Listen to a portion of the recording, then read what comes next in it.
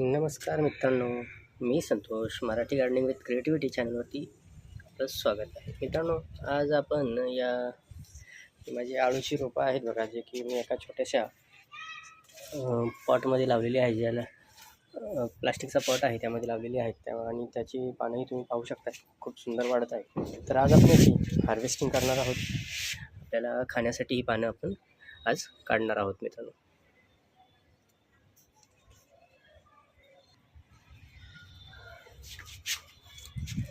तरी बघा, अशा पद्धतीने चांगली वाढलेली पानं आहेत आणि आपण यांना असं कट करून घेणार आहोत. सगळी पानं काढणार आहोत आपण, जेणेकरून आता नवीन जी पानं येतील ती पुढं व्यवस्थित वाढतील बघा. आणि किमान मला ही साधारणतः आठवड्यातून महिन्यातून कमी 2 वेळा तरी मला ही पानं हार्वेस्टिंगसाठी मिळत असतात बघा.